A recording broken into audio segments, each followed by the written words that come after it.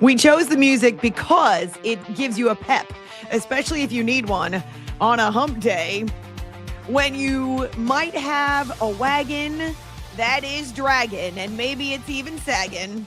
Mine might be doing that today. That might be an appropriate description for me after working a late night. So doing double duty on Tuesday and hosting a show until midnight my time on Sirius XM. I'm not the kind of person who can get home and get right to bed and fall asleep. My brain is still very active, especially after 4 hours on the radio. And so it took me a while to fall asleep. It took me a while to get home, pack up equipment, get home. After last Friday's, I'll call it a fiasco. That might be strong. But after last Friday's show at Mom's house, when I didn't feel comfortable, I didn't have what are I now call the friendly confines of my own studio here at the house. I felt even more awkward on camera. And so I decided that I'd rather just come home, even though it meant losing the hour of sleep and having to pack up the equipment and take it down to Mom's and then bring it back. So here I am. It's a hump day. Maybe, just maybe, I feel like I get hit by a semi. But we did have breaking news just a moment ago. This is dramatic and twisty, as they used to say on Grey's Anatomy, which I stopped watching years ago. But I do love that idea of this news being twisty and this story taking one kind of a crazy twist, another turn, a zig here, a zag there. I was actually looking this morning at Sportico's list of most valuable sports franchises. And Forbes and Sportico, maybe some other business outlets, they go back and forth and they tell you the valuation in sports of those that are worth the kind of monopoly money that most of us cannot fathom. And that's okay. Mo money, mo problems. I truly believe that. In the case of Sportico, the headline is Dallas Cowboys top Sportico's list of most valuable sports franchises again. And so as I'm going through the list, I'm looking how far down is the first basketball team, how many of the top 10 are NFL franchises. Well, the Cowboys are valued according to Sportico, which covers the business of sports. So when I'm looking for contract terms for a particular athlete, I often go to Sportico. $15.5 billion. That's billion dollars, the B word. That's the Dallas Cowboys. I said, I'm perusing this list, and all of a sudden there is breaking news about a franchise that is being sold. Now, weirdly enough, though, starting to think about it, reaching back into one of the drawers of my memory and realizing, I'm pretty sure that franchise sold not that long ago. Why is it selling again? Oh, and then the questions start pounding my mind. Wait a minute, what? What about this guy? And who are these guys? And so we've already done a deep dive on the new owners of the Lakers. The Lakers, they just sold in October of last year. That's when their sale to the majority owner of the Dodgers, Mark Walter, was approved. And you may remember at the time, it was for $10 billion. Well, it's good money and a good job if you can get it. You turn around and you sell the franchise not even a year later for $12.5 billion. Quite the return on your investment in not even a year. So the Lakers are being sold again, according to multiple reports. First, though, coming from Ramona Shelburne, who is tight with the Lakers. She's been an insider with the Lakers for a long time. And so this is kind of crazy. And there's a lot of questions, as I say, that instantly popped into my mind. Who are the new owners?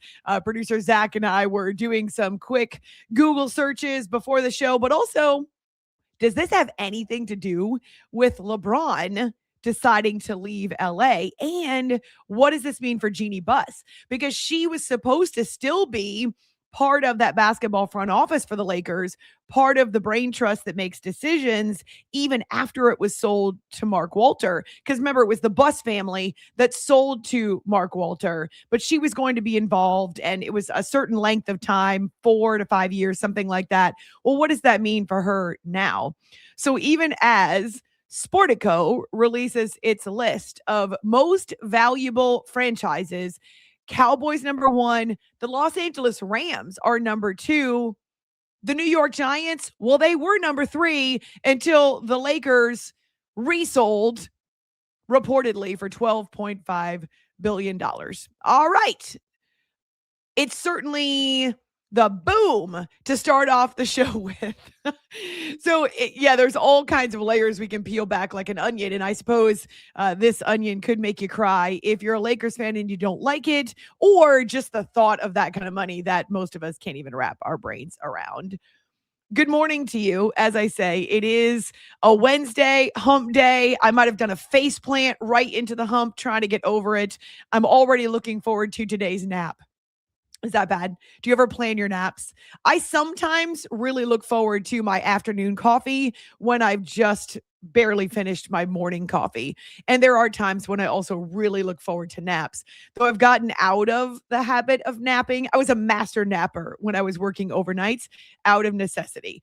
I've gotten out of the habit of napping, believe it or not being on a set schedule for the last year and a half with more random radio shows and work assignments and that type of thing, not to mention moving and everything that comes along with that joy of being an American and buying a home. It's been weird, but I really haven't napped. I think I could count on one hand the number of naps I've taken since I left my overnight show, which is pretty nuts. You might have thought it was the opposite, but I try to stay busy and stay active during the day, and then hopefully that means I can sleep better at night. But a nap is in my future, not before we get to Ask Amy Anything. So it is our hump day. It is the day in which you get to ask Amy anything. And we've put up, I feel like I could be Vanna White. Oh, but very close. Oh, wow. Goodness. Oh, yeah. My hands are coming into focus with the AI technology. It is hump day, which means it's your chance to ask Amy anything. I did put a post up on both X at A-Law Radio as well as our Facebook page, or my Facebook page that I've had for years, After Hours with Amy Lawrence. You can also find us on both Insta and TikTok. And from what I see, now I'm not monitoring them all the time. My new boss, Corey, he said it's a good idea for us to open up some accounts on Insta and TikTok so we can share shorts. And yesterday we had a short 30-second clip that reminds me of why I do what I do in this business. It was such a sweet nod from our most recent guest, Pete Souza, who's a new colleague as well. If you haven't seen it, check it out on Instagram and TikTok. And you can use All In with Amy Lawrence on all the various platforms to search for it. So we're happy to see your questions. You can also include them in the chat here on the live stream. I guess I shouldn't touch the computer because it makes things... Well, that'll make you seasick. Oh, goodness. Not only do I talk with my hands, but it's just, it happens. I hit the mic, I hit the computer. I'm not going to touch the camera because when we were doing our test run, I dropped the camera support and it turned into a big mess. So send your questions. We'll do that just over an hour from now here on the show. I know we have leftover questions from last week, and I also know that I've seen some new questions on social media. And then, as I say, you've got the YouTube chat that you can use to send your questions. But let's talk about this breaking news with the Los Angeles Lakers reportedly being sold for the second time in 2 years. The new owners are a pair of businessmen, American businessmen, Josh Kushner and Bob Iger. And as I say, the reported price is $12.5 billion, which is record breaking for an NBA franchise. Yeah, it kind of blows me away. I guess Mark Walter buying the Lakers for $10 billion was a bargain basement price. He kind of got the Lakers on the clearance rack. Now they're back to $12.5 billion. That's nutso. And We don't know all the details. I don't want to go down this rabbit hole, but what we have heard and what we've read is that likely the reason Mark Walter is selling the Lakers so quickly is because he's under investigation by the federal government. So I have no idea why, something to do with tax, private credit holdings, tax evasion, blah, blah, blah, but very business-like stuff. And maybe he was doing some nefarious business dealings. But for now, all you really need to know is that he's under investigation for alleged tax fraud. And that maybe is the reason that he decided to sell the Lakers. Now, he put out a statement that's very self-serving and over the top about how owning the Lakers, he doesn't say for 9 months, but I'm adding that qualifier. Owning the Lakers for 9 months has been one of the great honors of my life. Blah, da, da, da, da, da, da, da. That era is over. The Mark Walter era owning the Lakers is done. Instead, they now become a Bob Iger, Josh Kushner property. Bob Iger is a name that I know well. And if you are a Disney fan, whether it's Disney Plus, whether it's the movies, whether it's the park, Bob Iger was actually the CEO of Disney when I worked for ESPN, because Disney owns ESPN and ABC. And he had stepped away, I think back in 21. But then when Disney ran into some rough revenue months and were having trouble making the transition, as you know, a lot of employees have been laid off at ESPN, a lot of very quality people who work in front of the mic, but also a lot of awesome and talented people who are behind the scenes. ESPN has gone through a rough stretch where they've had to divest themselves of some of their assets. Now, they acquired NFL Network, which is part of the reason why they had to figure out how to rob Peter to pay Paul, if you've ever heard that phrase, meaning they're pulling money from other divisions in order to pay for not just this acquisition or merger with NFL Network, but also, and this is something that if you pay any attention at all, you know, the rights to live sporting events are increasing in value exponentially year after year after year after year. And ESPN is desperate. And by virtue of the fact that Disney owns ESPN, that company is desperate to keep its live broadcast partnership with college football and some of the other NFL, of course. And now ESPN is getting ready to to broadcast its first ever Super Bowl. And they've already started throwing money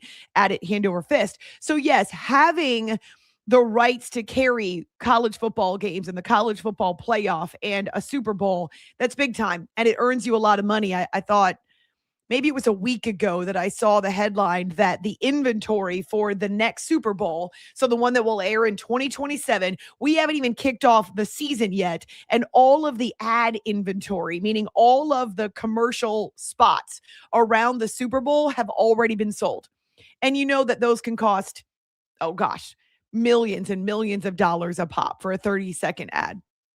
So ESPN, and by virtue of its ownership, Disney, will make a ton of money carrying college football and the NFL, and they've chosen to hitch their wagon to the star of football. Remember, ESPN backed out of putting another deal together with Major League Baseball, and so that's a change. But when it comes to Disney, not only do they have the parks, and not only do they have ESPN, ABC, but there are some other pieces of Disney as an umbrella company. Well, Bob Iger, as they kind of fell on rough financial times in a stretch there where they had to figure out, where do we want to shift our resources, and how can we keep our revenue numbers up, and how can we withstand this phenomenon in the American society where people are getting rid of cable, because ESPN made a lot of money off cable providers, charging them extra, but now people jumping to streaming. And they've had all kinds of different apps and iterations of their streaming services. They had a bundle that they were going to do that ultimately fell apart. And so whether you have Disney Plus or ESPN Plus or Hulu, those are all under the Disney umbrella. Bob Iger was brought back in because he was needed to stabilize this transition at Disney, where it was less about cable, more about the streaming, and of course, bringing in the revenue from college football, the NFL, and then funneling that back into billion-dollar broadcast rights to keep these properties. Because as much as you may know ESPN for SportsCenter, and that's the iconic property that will always be associated with ESPN, there are a lot of people now who only watch ESPN when it's a live event, right? So that's where ESPN's bread is buttered, is with the live events. Okay, so Bob Iger comes back in. He's got a lot of experience. He's got a lot of wisdom. He stabilizes them. He hands over the reins earlier in 2026. So now he's free to pursue his dream of owning a franchise. And kind of funny, I didn't know this until I was reading, but he and Josh Kushner, not Jared Kushner, the president's son-in-law, but Josh Kushner, who's the brother to Jared Kushner. We just found that out this morning. But those two guys were actually trying to be part of an expansion process in Las Vegas. So Vegas is kind of where it's at right now. It's the it city for expansion. As you know, the A's are moving there. The new stadium is being built. The Raiders moved there not that long ago. The Golden Knights, they were an expansion franchise that landed in Vegas. There's a WNBA franchise there as well. And from my experience, now I don't know a lot about Vegas, but I was there for Super Bowl week, and just understanding the geography of the Strip, all of these stadiums, five now, well, if you count the one that so they tore down an old property to put in the A stadium. If you count that one, which is not yet open, there are 5 pro sports arenas on the south half mile of the Strip. So the very end, the southern end of the Strip, there's about a half mile there. And all of these arenas are congregated right there. Allegiant Stadium, I think it's T-Mobile Arena, right, that they play hockey. And also they've got the WNBA arena. So it's pretty crazy there at the bottom end of the Strip, the southern end of the Strip. And now they're adding this baseball franchise. So according to the reports, Kushner and Iger were initially looking to invest in what could have been an NBA franchise in Las Vegas, but at some point shifted, maybe understanding or finding out that the Lakers were available, because this is a stunner. Even people who covered the Lakers, that includes Spider-Man, who was with us last week here on the show, he didn't mention anything about the Lakers being up for sale. And I don't think that this was a well-known concept, or the fact that they were available across the board, right? So now the NBA Board of Governors, which is the owner, still has to approve this, as long as it's not a deal that comes with any dirty little secrets, as long as there was no insider trading, if you will. I mean, this has to be approved. And so they're going to look at the legal documents and make sure that it's above board. But they weren't for sale. This wasn't highest bidder, although $12.5 billion, what more could you ask for? But it's Josh Kushner and it's Bob Iger who shift away from Vegas and focus on LA and now become the majority partners of the Lakers. And so, as I say, we did a deep dive. Well, it wasn't that deep. You don't have to go that deep on the internet, but we did do a bit of a dive on Josh Kushner because we wanted to understand where he came from. And also we were looking to find out if he was the brother of Jared Kushner. Turns out, not only is he the younger brother of Jared Kushner, but he's the husband to Karlie Kloss. They had their 3rd baby last year, I think, if I read correctly, and he's the first billionaire in his family. He is in the finance world. All the details not really necessary, only that his investment capital company put money down on Instagram and some other major properties like AI before they were huge and before they became huge revenue earners. And so his dad was a real estate mogul. And now Joshua Kushner, after attending Harvard and founding multiple companies, he is the part owner of the Lakers with Bob Iger, the former CEO of Disney. It's just weird. Although I can see why LA would be attractive to, to both of them and why they'd want to invest their money there. So going back to the most valuable sports franchises, we're going to have to slot the Lakers into that list now, and we'll do that coming up. But breaking news on this hump day, the Lakers are selling again. Do you think LeBron James knew anything about this? Whoever knew kept it very quiet, a tight lid on this, because this is stunning. Even people who cover the Lakers and LA sports and LA business, that they're selling again for the second time in roughly 9 months to the tune of $2.5 billion more than what they sold for in 2025. It's pretty good business, pretty good investment, even if the dude is under investigation for alleged tax fraud. All right, we're asking for you to send your questions for today's feature. Ask Amy Anything, the resurgence, the reiteration, the renovation. No, not renovation, the resurrection of Ask Amy Anything. And you can send your questions to our YouTube stream, of course, Insta and TikTok, All In with Amy Lawrence. We've got the Facebook page. Also, I'm looking at my Twix account at A-Law Radio, and we'll get to that about an hour from now. But we are off and running. I hope that you've had a productive week to this point. Once we get through this edition of the show, it's downhill toward the weekend. All In with Amy Lawrence on YouTube and Rogue Media Network.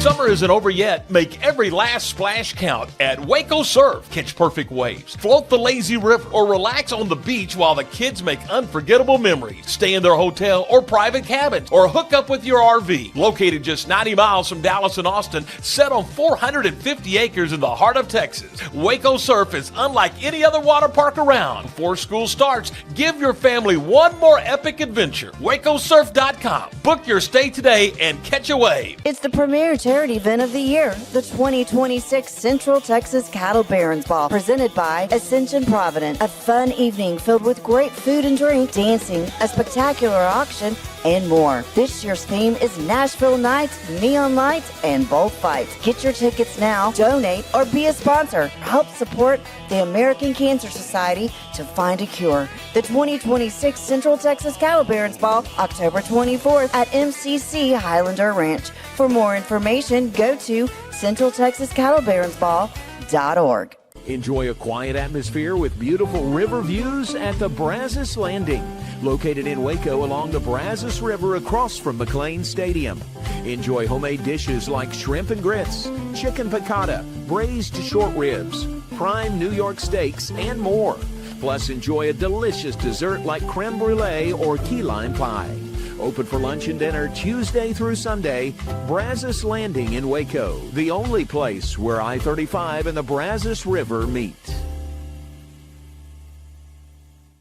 Lake Waco Golf Club is a semi-private facility nestled along the north point of Lake Waco, one of the few facilities in Texas to have a full 18-hole regulation golf course as well as an executive 18-hole par 3 golf course. Plus, check out their bar and grill, which is open to the public. And if you're not a golfer, then enjoy time by the pool or even enjoy fishing around Lake Waco. Become a member today and call to book your tee time. Lake Waco Golf Club, where family and friends fun begins.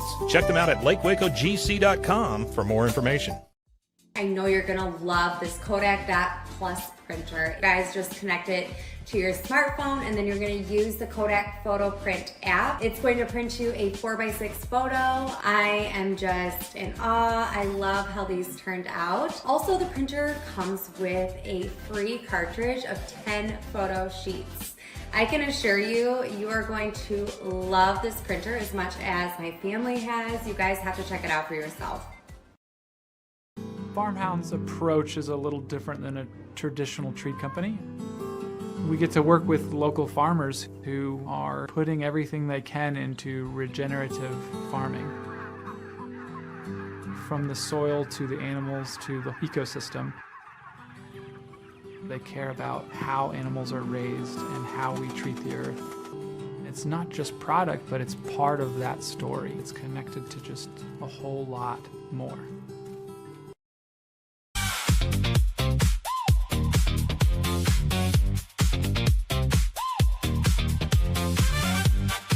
I'm dancing like I'm worth $12.5 billion.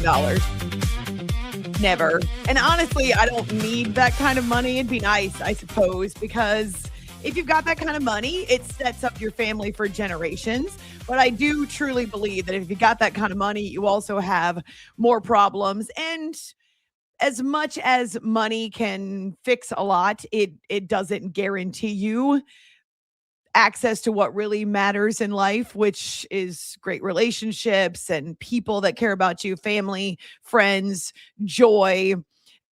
I as much as people point to athletes and especially those who sign multi-million dollar contracts and they say like, "Oh gosh, that's not fair. No athlete's worth that. What about the teacher? What about the fireman? What about the members of our military?" And I agree with all of that, but entertainment is a huge business in the United States and worldwide.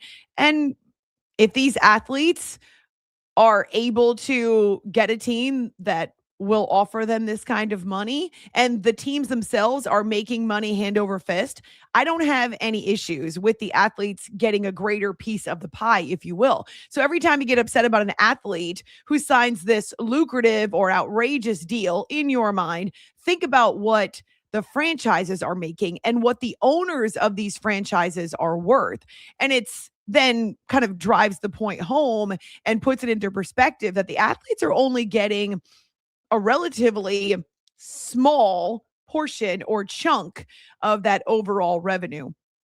So there's a lot of different ways we can look at this in light of the breaking news that the Lakers are selling again for the second time in a year.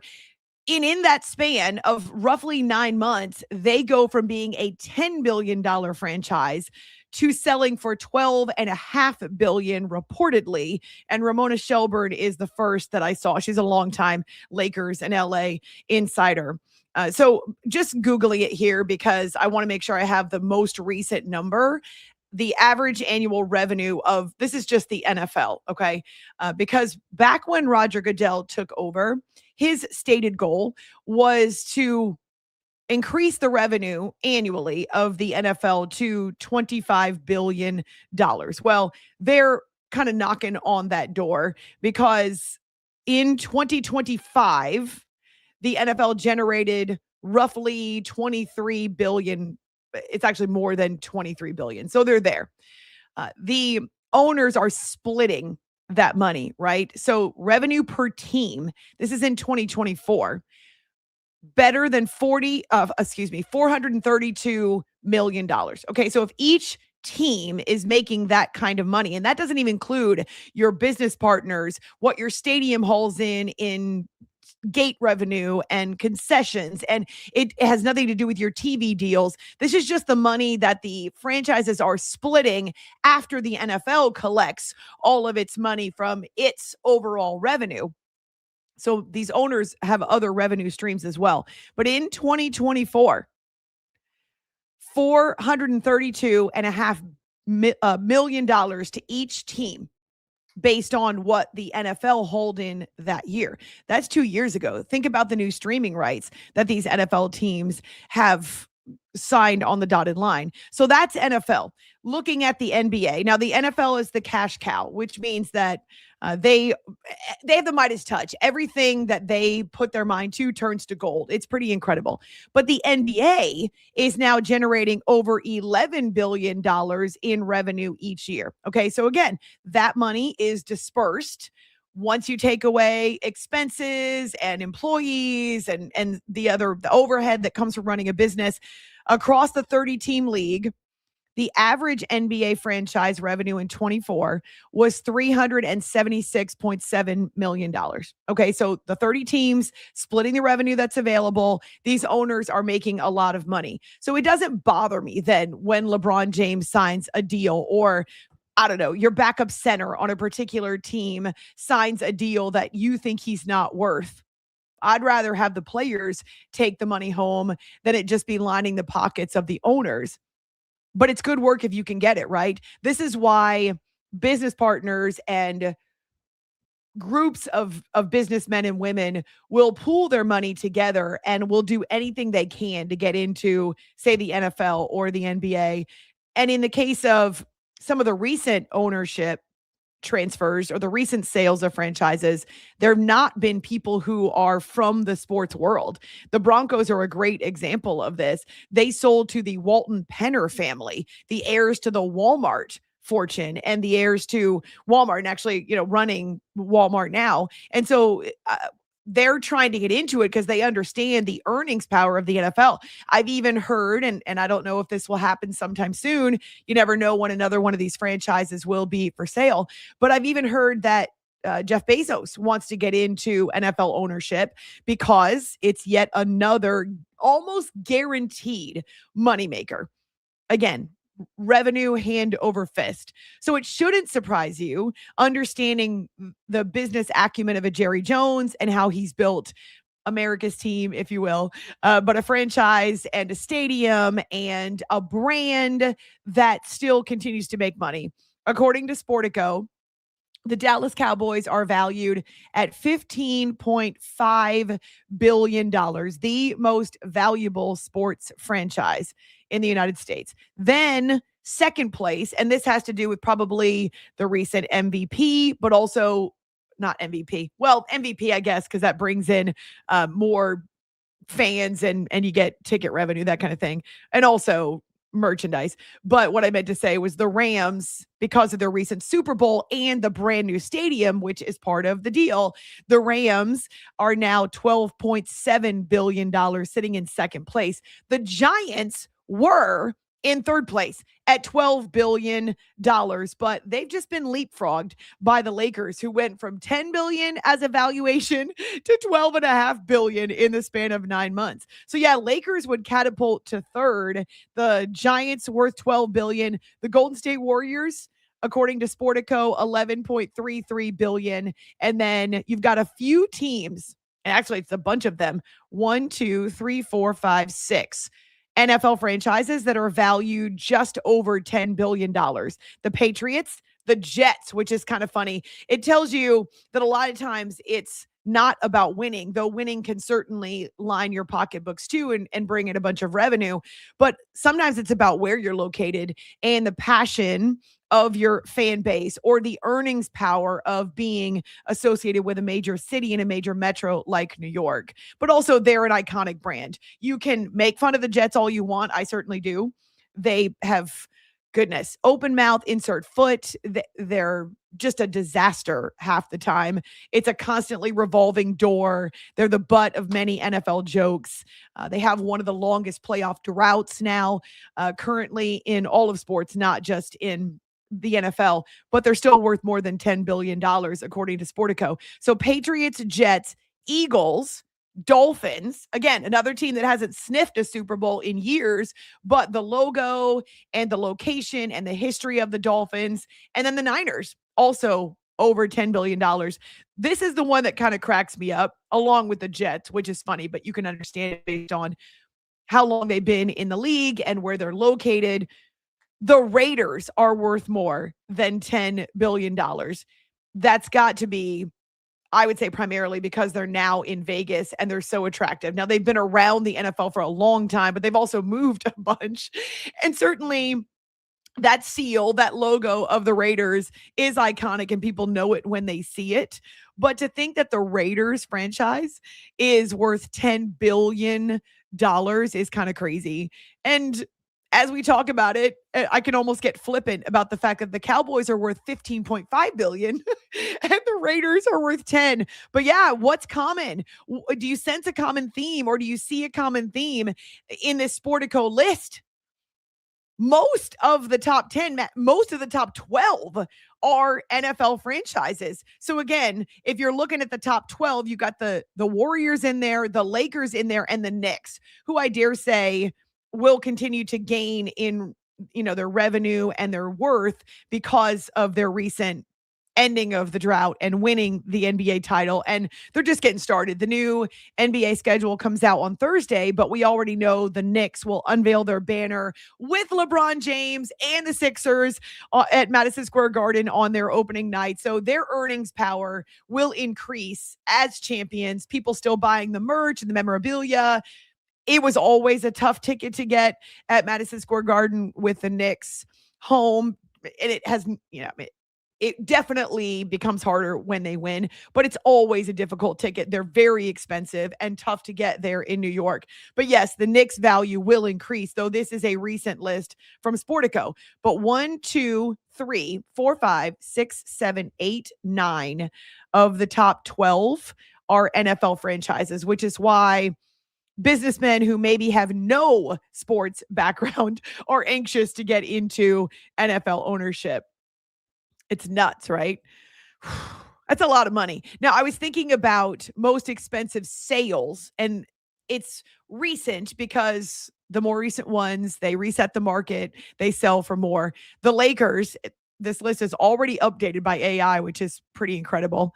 As of 2026, and this comes from the Sporting News, largest sales in terms of money, the pot of money, the Brinks trucks, plural, that you have to back up. The largest sales in North American sports history. Lakers now are number one at $12.5 billion. Now, the Celtics sold last year for $6.1 billion, the Commanders for $6.05 billion, and then the Broncos, gosh, that bargain basement price of $4.65 billion.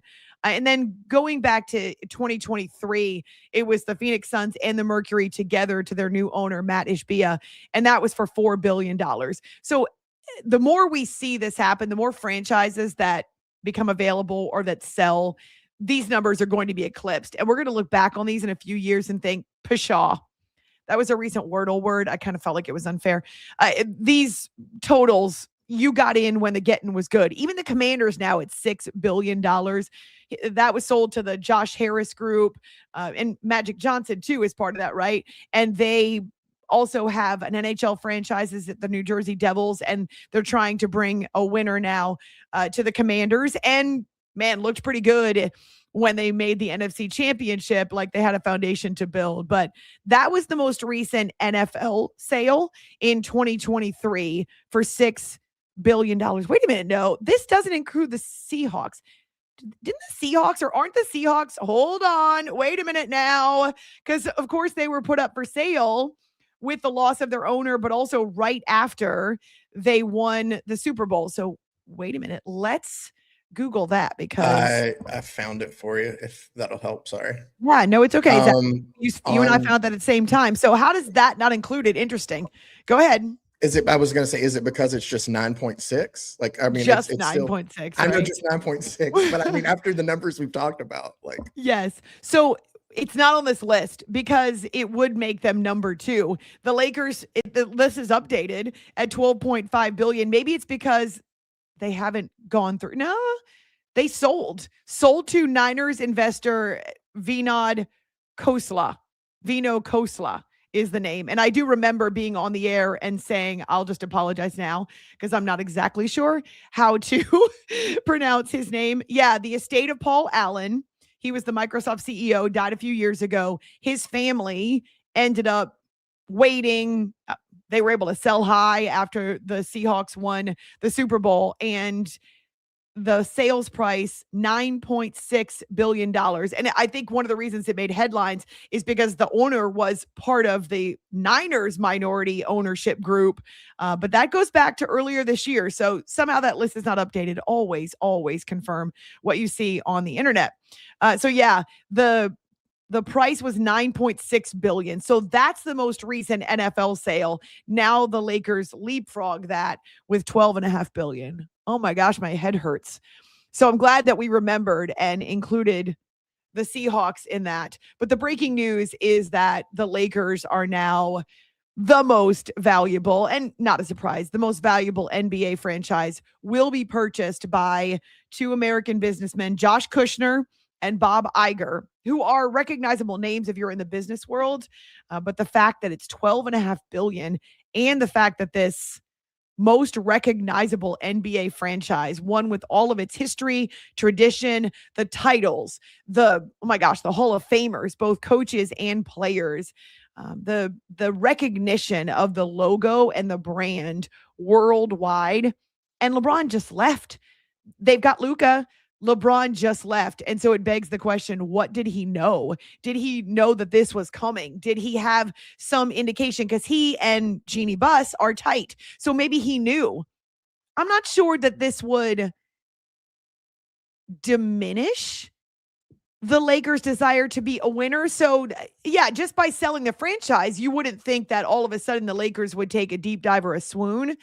And he desperately wanted to chase a championship. So whatever the case is, his family is still in LA, actually. So he'll be cross country when the Sixers start training camp at the end of September. And then, of course, tip off the season in the third week of October. He'll be separated from his family because he's got a son in school in Arizona State. Of course, Bronny plays for the Lakers. His daughter is in, I think, high school, and his wife is there in LA as well. So it wasn't for family reasons, but he wanted to pursue a championship. So maybe he had some inkling of what was about to happen and felt like the Lakers weren't in the best position to pursue a title. Either way, $12.5 billion, roughly 9 months after the Lakers sold for $10 billion, is pretty cray. My nieces tell me I should never say that, and they're definitely right. Okay. Well, I'm sure we'll hear more and we'll know more, but the bottom line is that the owner who bought them, the Dodgers majority partner who bought them just 9 months ago, is under federal investigation for tax fraud, allegedly, and some of the stuff that takes place in the business world. Goodness, I have an accounting degree. Economics was my least favorite part of getting my accounting degree. I understand it, but it taxes my brain. Sometimes economics it makes my head hurt. It really does stretch me though. And the finance world, it's a lot. The futures and the revenue and the investments and all that jazz. That's something I never wanted to be part of. But there are many of you out there who are smarter and understand this concept, to be sure. To make money, you often have to spend money.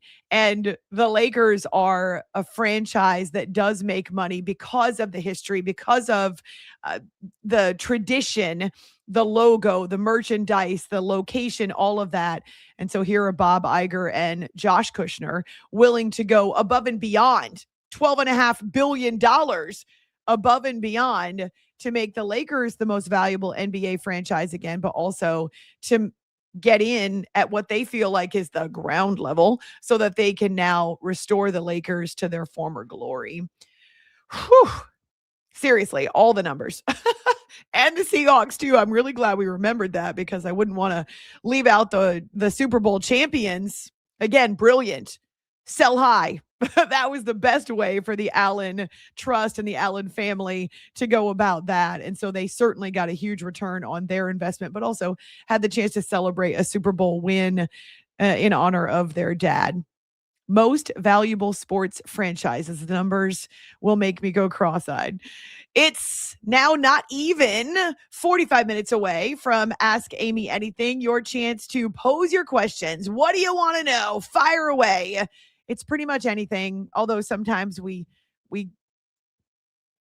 reserve the right to edit or veto, I suppose, your questions. But as Zach is getting into the flow, he's looking for your questions on our social media as well as on the comment section here on YouTube. And I just want to say again, too, even as we're in the middle of week 2, how much it means to me that you all are checking out the show live or that you're finding it on podcasts. So we've had kind of a bumpy entry into the podcast space, but we think we've got that figured out, whether it's Amazon or Google or Spotify. Maybe you use Apple.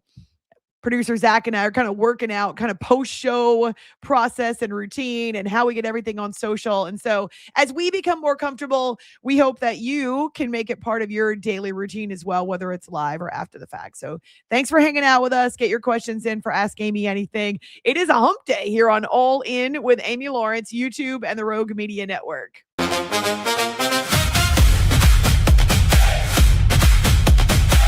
It's the premier charity event of the year, the 2026 Central Texas Cattle Barons Ball, presented by Ascension Provident. A fun evening filled with great food and drink, dancing, a spectacular auction, and more. This year's theme is Nashville Nights, Neon Lights, and Bullfights. Get your tickets now, donate, or be a sponsor. Help support the American Cancer Society to find a cure. The 2026 Central Texas Cattle Barons Ball, October 24th at MCC Highlander Ranch. For more information, go to centraltexascattlebaronsball.org. Summer isn't over yet. Make every last splash count at Waco Surf. Catch perfect waves, float the lazy river, or relax on the beach while the kids make unforgettable memories. Stay in their hotel or private cabins, or hook up with your RV. Located just 90 miles from Dallas and Austin, set on 450 acres in the heart of Texas, Waco Surf is unlike any other water park around. Before school starts, give your family one more epic adventure. WacoSurf.com. Book your stay today and catch a wave. For 75 years, Nalgene Outdoor has been your trusted companion, fueling adventures and helping protect the planet. We're committed to reducing waste, improving access to clean water, and providing simple, safe, and sustainable products for you and your family. No gimmicks, just durable, well-designed bottles built to last. Join us on our mission to amplify life, not complicate it. Because at Nalgene, what goes into our bottles matters as much as the adventures they fuel. Explore more at nalgene.com. That's NALGENE.com. I know you're gonna love this Kodak Dot Plus printer. You guys just connect it to your smartphone and then you're gonna use the Kodak Photo Print app. It's going to print you a 4x6 photo. I am just in awe. I love how these turned out. Also, the printer comes with a free cartridge of 10 photo sheets. I can assure you, you are going to love this printer as much as my family has. You guys have to check it out for yourself. When you learn a language with Babbel, you start a journey that takes you further and further. Anytime and anywhere you wish. It's easy and fun. Broadens your horizons and keeps your brain fit. A journey into new thoughts, new cultures, new adventures. So what are you waiting for? Start your journey with Babbel now. Go to babbel.com or download the app.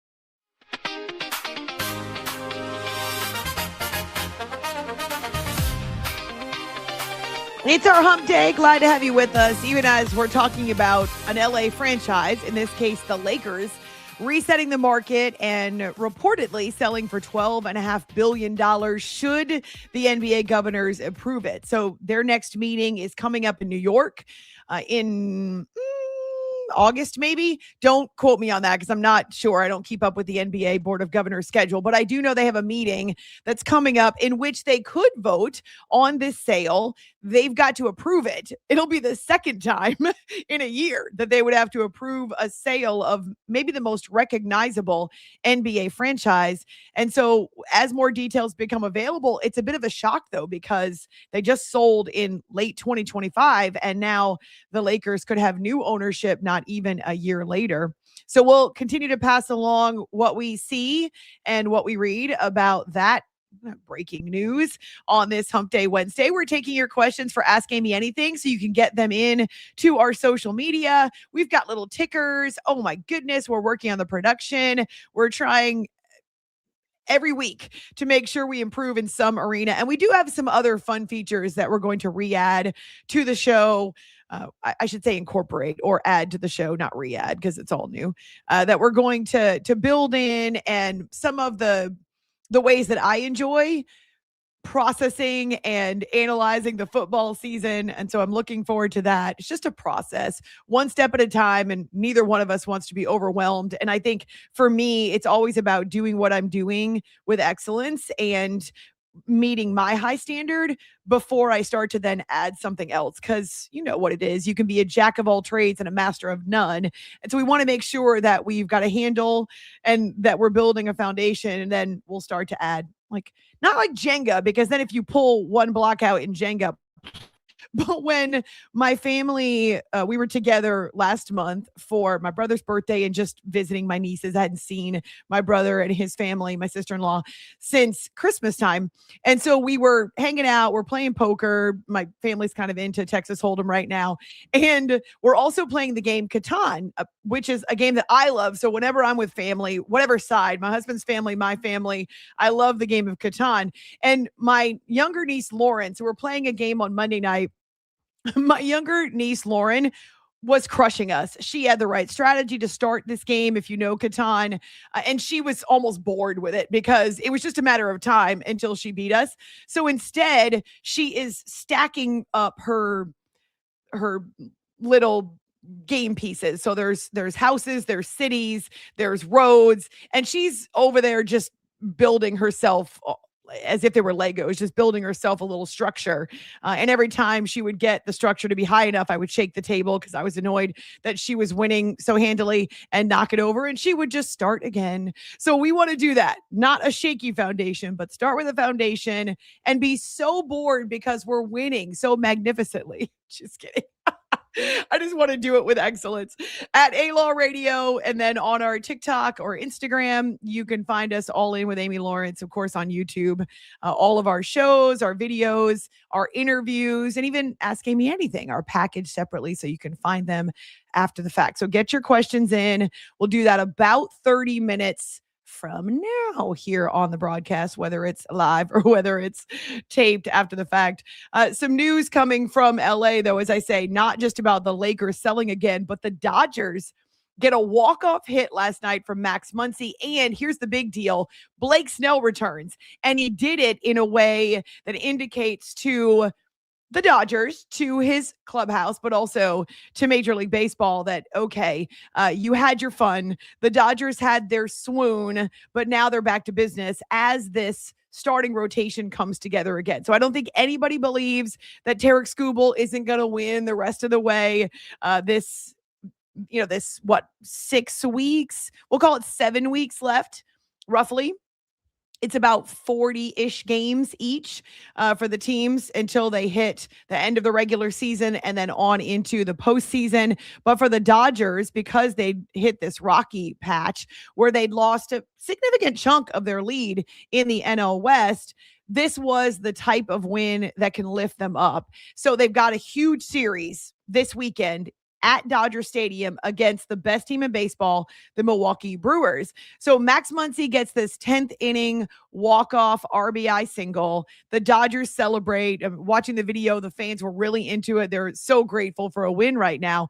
But more importantly, the fact that Shohei Ohtani is back in the lineup, though not the rotation. Blake Snell, he was the latest to return to the rotation, and he strikes out 10 in 6 innings of work. And so he doesn't last beyond the 6 innings. He throws 84 pitches. Of course, they're going to be careful with him and kind of work him back in there. But for him to return is huge. They're getting closer to Tyler Glass now as well. And then we'll wait for more word on Shohei Ohtani. So that was one piece. Also, it's kind of comical, and I'm not laughing at the Red Sox. I mean, I grew up in New England, so I've been to more games at Fenway than pretty much any other stadium out there. Though a lot of games in New York as well from my time in New York. But it's just so funny to me how sports can catapult you to the top of the mountain, and you can have this incredible run, and you can be the talk of the town, and analysts can use all the hyperbole about how we've never seen a run like this before. And the Red Sox run was, in fact, historic. They had a 25-game turnaround by winning 32 of 37 games this summer. But now they can't buy a win. So it's, like I said, kind of funny. Momentum is here and then it's gone. Sports giveth and sports taketh away. So if you look at the standings now, and gosh, it was just a few days ago, I was talking about them potentially leaping the Yankees for that first wild card spot and second place in the AL East. But they've dropped 4 in a row, and I think 5 of 6 since they had all of those wins and since they were the talk of Major League Baseball. There's still a long way to go, but I do think it's interesting that the Rays fly under the radar. Maybe people don't take them seriously, but while everybody is riffing on the Red Sox and what's powered this run and how is this possible? And we've never seen anything like it. The Rays just quietly chalk up the wins. They have been the most consistent franchise in the American League and really across Major League Baseball. They're right there. They've won 9 of their last 10, 8 in a row, and actually now have more wins than every other team in baseball except the Brewers. So more wins than the Braves and the Dodgers. The Brewers are at 74-46, while the Rays are at 73-46. So half game back for best record in baseball, which doesn't matter across the league. But for the Rays, they've still got that stranglehold on the top seed. And I think flying under the radar can be helpful too when you don't have to deal with all the distractions that come with the extra attention like the Red Sox have had, though, of course, they'll take the extra attention for winning. So that's a storyline that I find fascinating, just the ebbs and flows of a long baseball season. In football, we've not even gotten to the long season yet, but we did have one of the quarterback battles settled, and you likely saw this news. It happened right after we wrapped up the show on Tuesday, and so it's been the talk of the town now for a few hours, but the news generates more questions, I think, even than answers. The timing of Kevin O'Connell announcing that Kyler Murray would be his starting quarterback and giving him the first team reps, though both he and JJ McCarthy will participate in their first preseason game, according to the reports coming out of camp. But the fact that the Vikings went ahead and named Kyler Murray their starter at this point at least settles the question, so they don't have to keep answering it. But it then conjures up more questions. What about JJ McCarthy? Here he is going into year number 3. Now, he didn't play in his rookie season because of the knee injury, and he was also injured last year. But when he was on the field, starting to find that rhythm with Justin Jefferson primarily, they ended up the season with 5 consecutive wins, and the Vikings finished above 500. But in the offseason, when it became clear that the Cardinals and Kyler Murray would be parting ways, Kevin O'Connell made Kyler Murray his primary target. He wanted to bring Kyler on board. So as I've talked to even a Vikings analyst going back, just the last couple of days and even into the summer workouts, but more and more so the last few days, not a surprise that Kyler Murray has been named the starter. I would say it was a kind of the worst kept secret, if you will.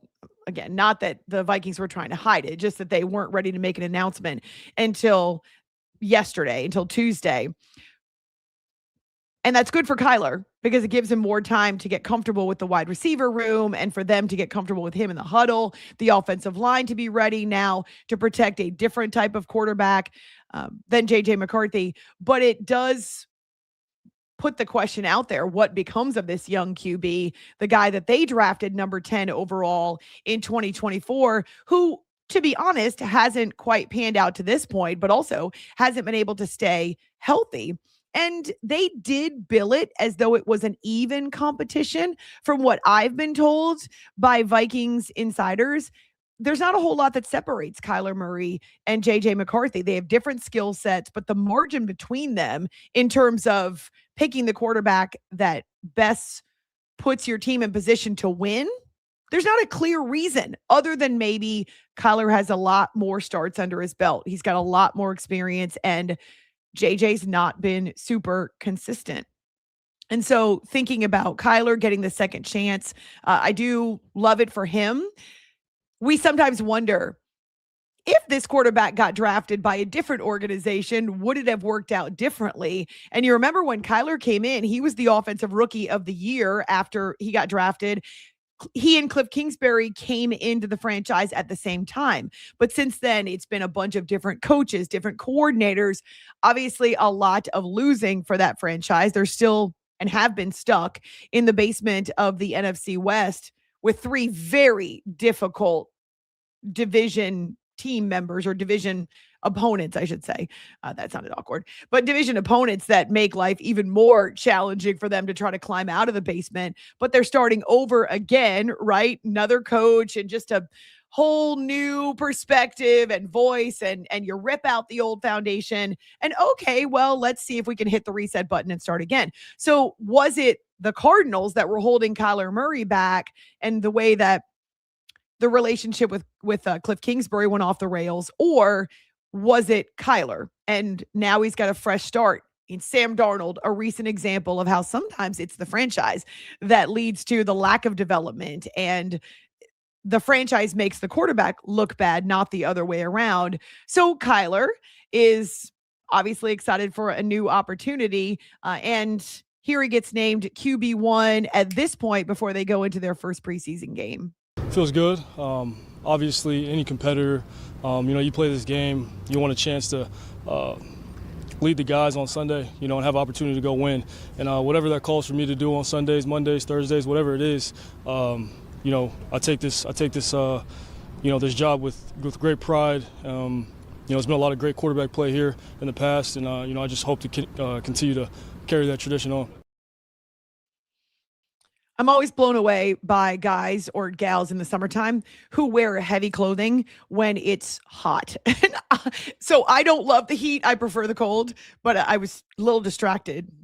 Of course, I was listening and watching Kyler, but a little distracted by the wool or knit hat that he's wearing in August. Just yesterday, I was meeting with a young woman at the church that my husband and I are attending. And I'm not kidding. The real feels outside 105 degrees. She is wearing a full sweatshirt, zipped up, hoodie, sweatpants. And she had a blanket in her office. I was sitting there in shorts and a sleeveless shirt, to each his or her own. But yes, apparently Kyler, he runs cold, I guess, is the case. But congratulations to him. That's one of the quarterback competitions settled in the NFL in training camp as we head up toward kickoff, which is now inside of a month away. Wow. I don't know if we're going to be talking about the Minnesota Vikings as a Super Bowl champion, kind of like what happened with the Seahawks. That was such an extraordinary story. There have to be other elements in place, not just the right QB. But sometimes decisions like this can, in fact, change the direction. And let's hope now that the Cardinals get it right with Matt LaFleur, but also, feeling like they've got the pieces in place, though of course they still have a revolving door quarterback. But can the Vikings stop that merry-go-round with their quarterback? Can they find stability with Kyler? And just as importantly, can they find stability for one of the best wide receivers of this generation, Justin Jefferson? It doesn't lead to great production for him either if he's not getting the ball from the same guy consistently, so that he and that QB can find their rhythm and can have a relationship in which they can complete each other's sentences. So that's also a challenge. It affects your weapons. It affects your playmakers when you're constantly changing QBs. 1 hour in the books. In fact, we're a little past the top of the hour, but I kind of get comfortable being loosey-goosey. My thanks to Waco Surf, who is a partner in just our early days of All In with Amy Lawrence. And there's still time this summer if you need a break from the heat. They've got the hotel, they've got private cabins, an RV park. So it's not just about a day trip. You can go, you can stay, you can play. The cold water. Coming up in 20 minutes, your chance to ask Amy anything. So send your questions to our YouTube stream, our various social media. Zach and I will tag team it. He'll pose the questions, but we're on the lookout for them. Glad to have you with us on this hump day here on YouTube and the Rogue Media Network.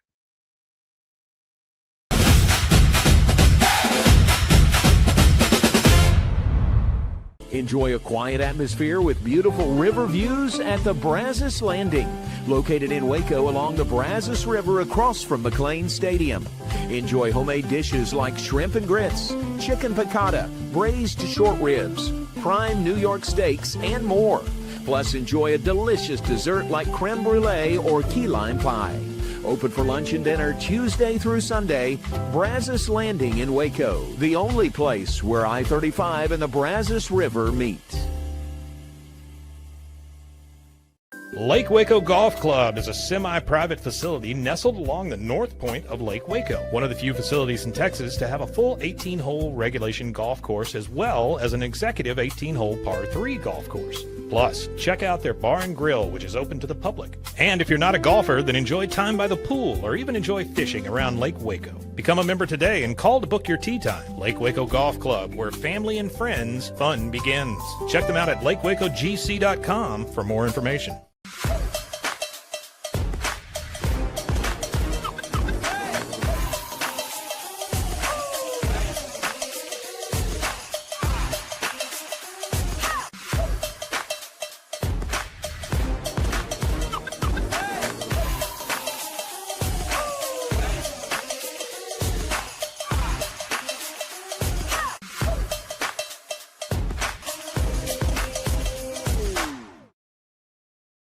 Farmhound's approach is a little different than a traditional treat company. We get to work with local farmers who are putting everything they can into regenerative farming. From the soil to the animals to the ecosystem.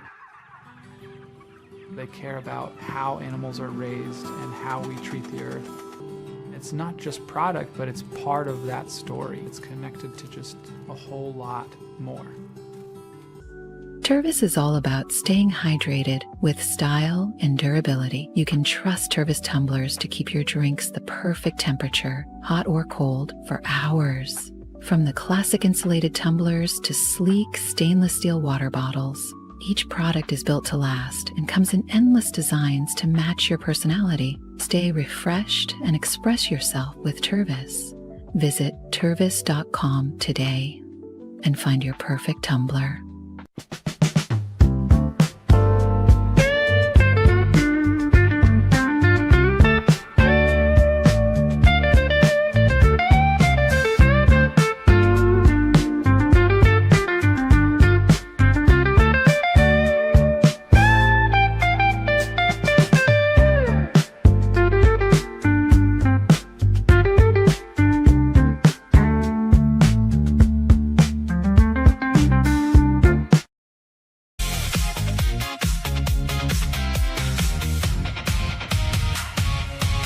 Ooh, for a second there, it was very quiet. I thought I was missing something. Am I in the wrong stream?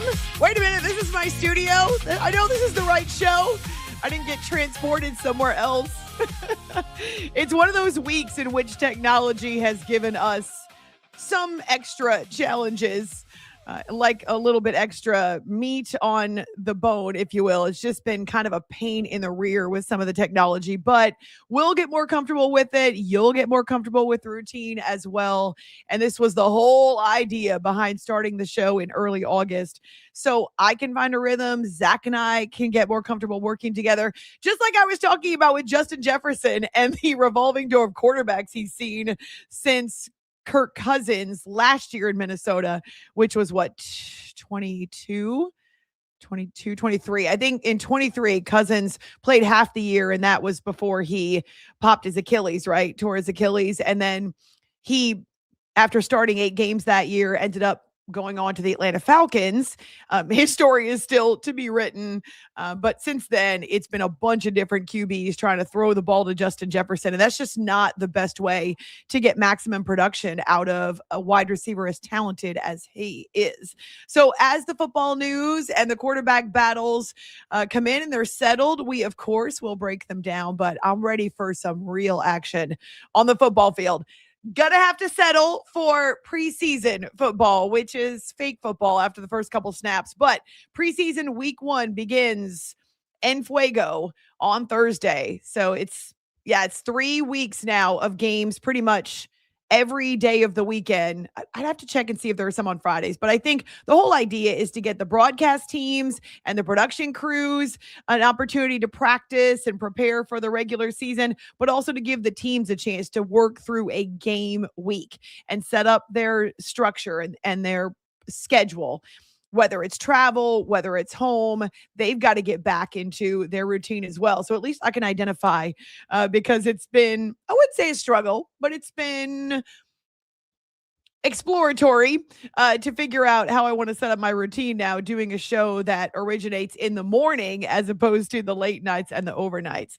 But we still have Ask Amy Anything because that's a feature that lives on, oft imitated, never duplicated. Sometimes I'll see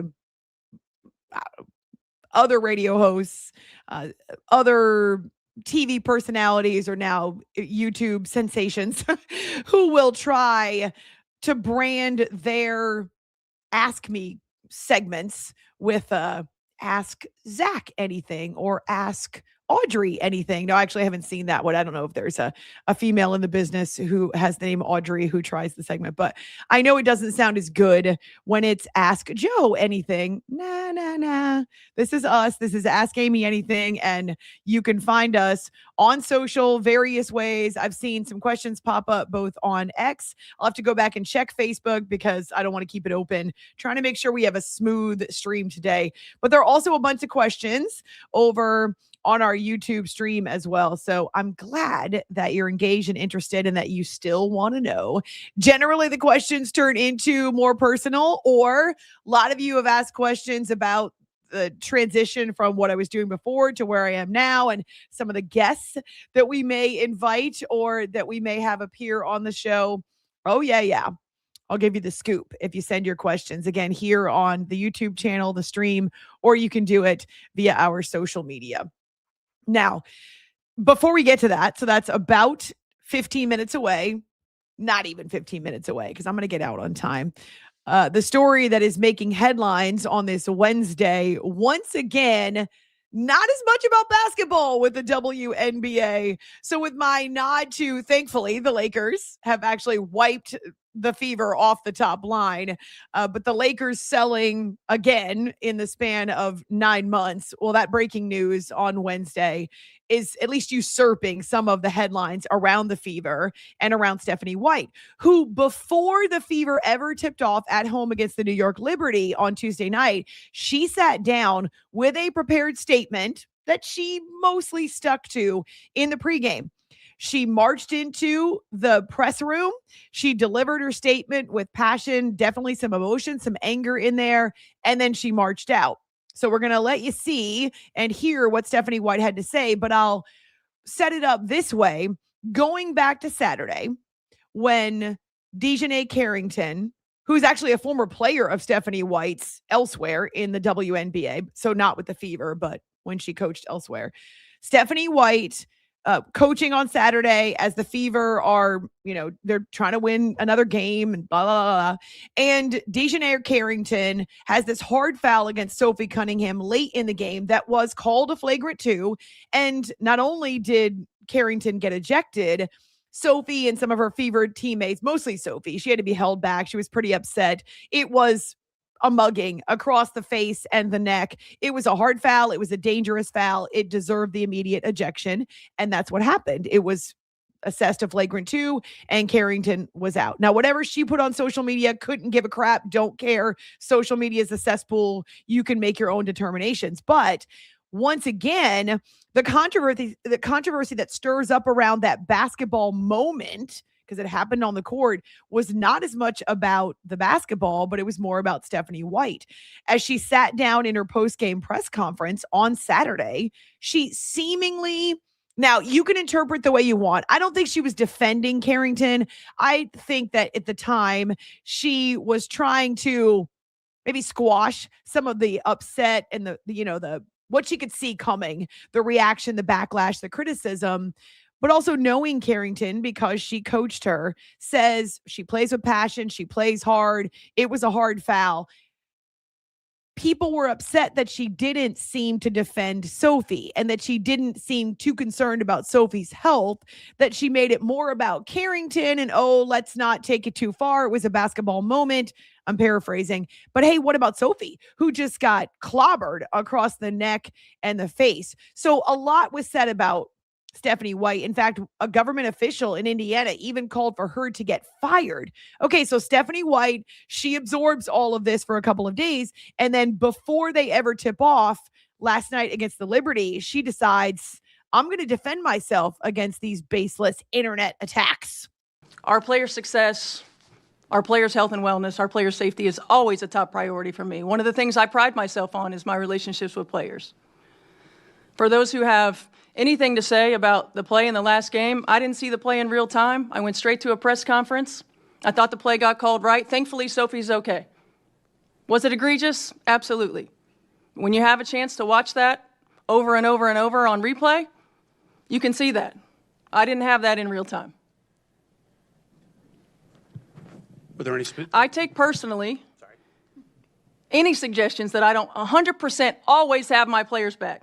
I ride with them 10 toes down all the time. All the time. They know that. It's a shame that we can't have an opportunity to talk about what great basketball they're playing. Because they are f***ing playing. The reality is, with me, I will always lead with love. I will always lead with grace. I will always lead with humility. And I will always lead with integrity. Doesn't mean I'll always get it right. I'm also human. The hate, the fear-mongering, the divisiveness, the stuff that's trying to hijack our league will not win. It won't win. We are united. We are connected. We will not be divided. Every day these women put their ass on the line. Every day. When they go low, we go high. Love will win. Grace will win. Humility will win. And kindness will win. I stand by them. I will always stand by them. Everybody else can go to hell.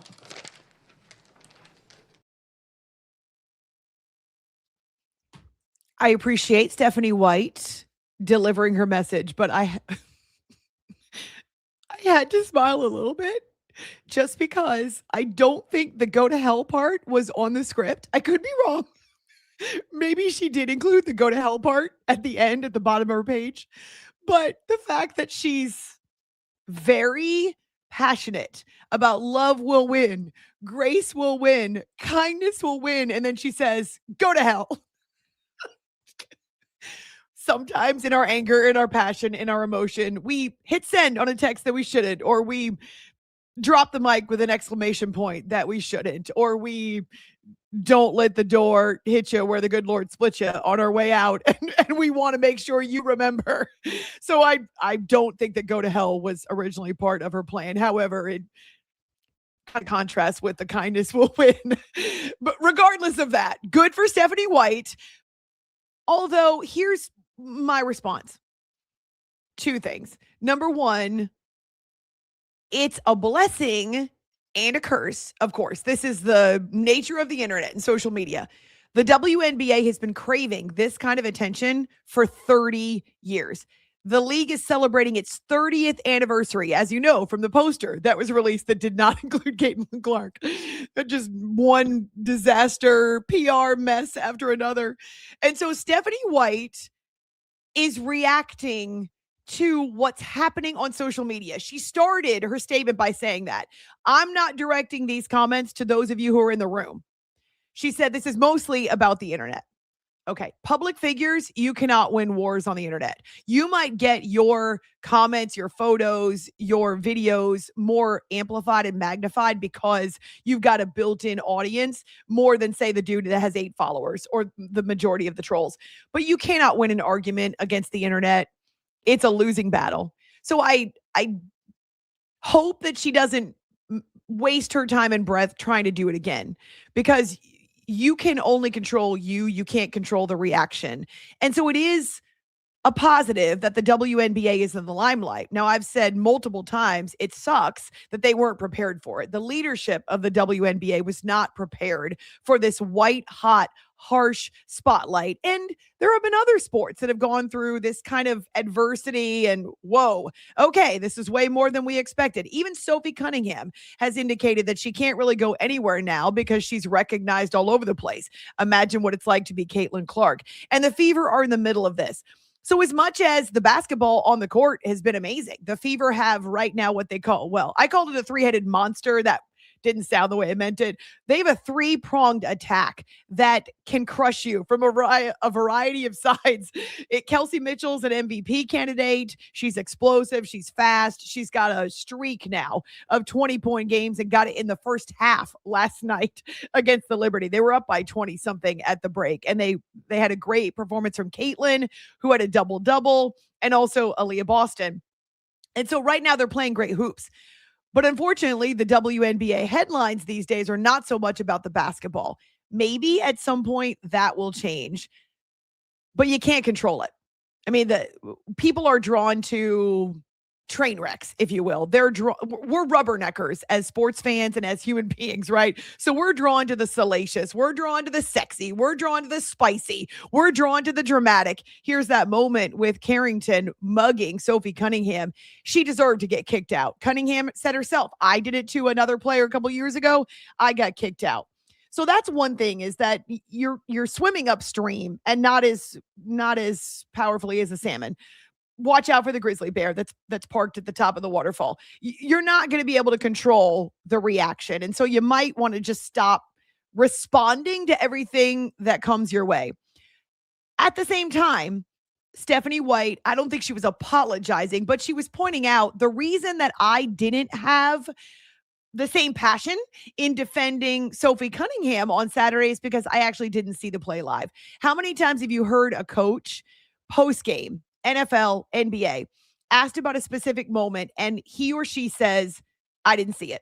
I got to go back and watch the tape. I mean, dozens of times, countless times, the media will try to pinpoint a coach about a hard foul, about a fumble, about a mistake in a game or a moment in a game that's going to make headlines. And those coaches wisely say, I didn't see it.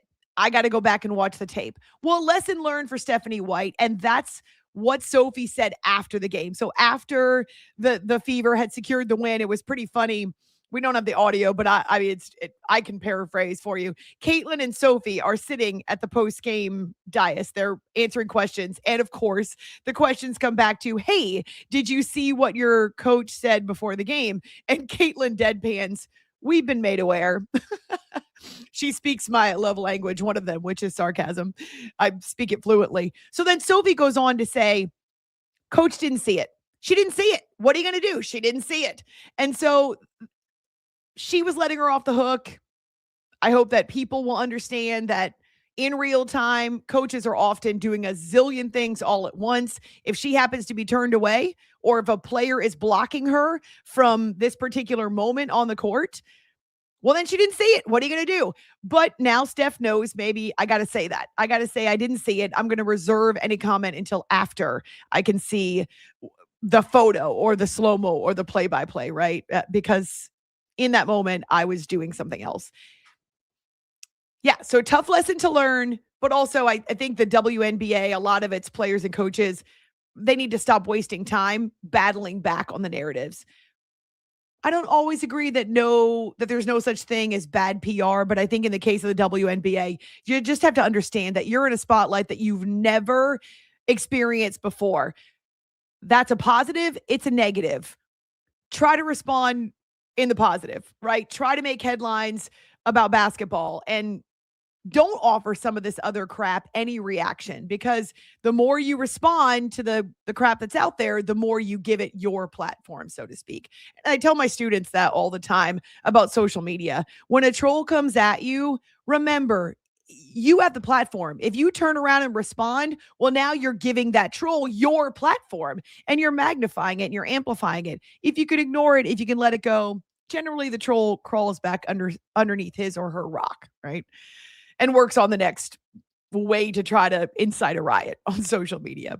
Okay, a few minutes to go as we head into this break. Send your last minute questions to ask, I guess it would be to social media for Ask Amy Anything. So whether it's here on the YouTube stream, we're going to check our social media, but that's straight ahead. I'm excited to revive this because I know it's one of the favorite features that I've done over the past 15 years in my career. It's just a different format because now you can see me answering your questions. All in with Amy Lawrence on this hump day here on YouTube and Rogue Media Network.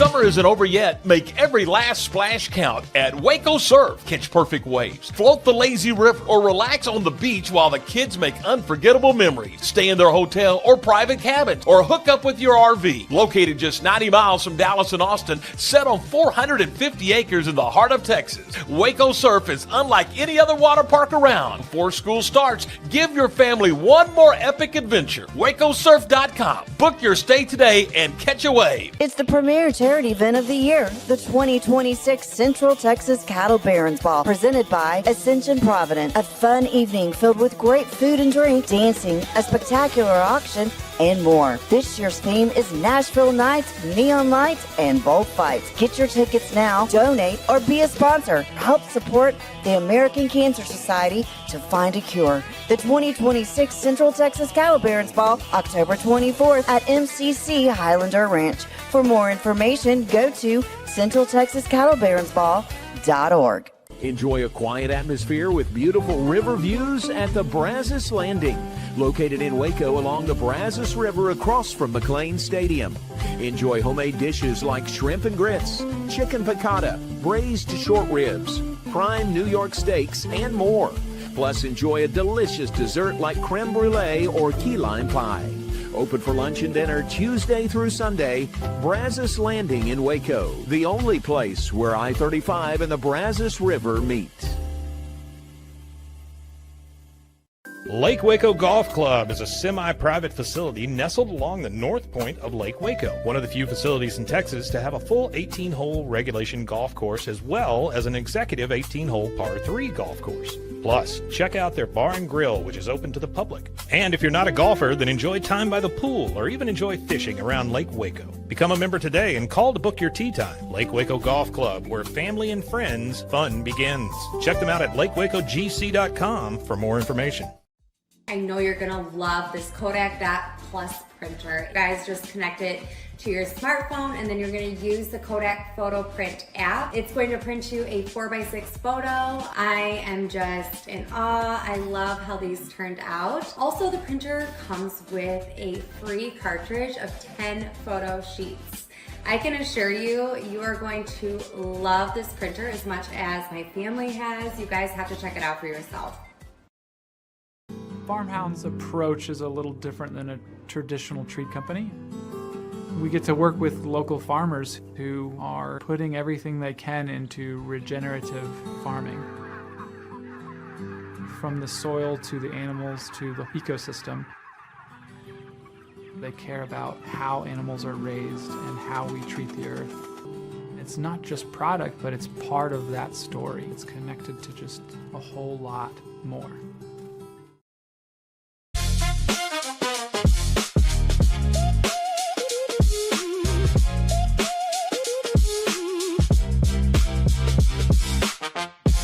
We are collecting questions for Ask Amy Anything. Here's my question. Producer Zach, is it a different hat today or is it the same hat? Do you ever change hats or is it always your old, reliable, broken-in hat? That's my question. So I have a couple. I'm doing the whole voice of God thing, but I have two that I rotate through. Okay. My mic went out on me. There we go. It's a Texas Rangers World Series hat because I figured, they win one in your lifetime. You have to. And that's actually the one that I wear on a regular basis. But having a 21-month-old who loves to steal your hats and wear them, it's incredibly cute.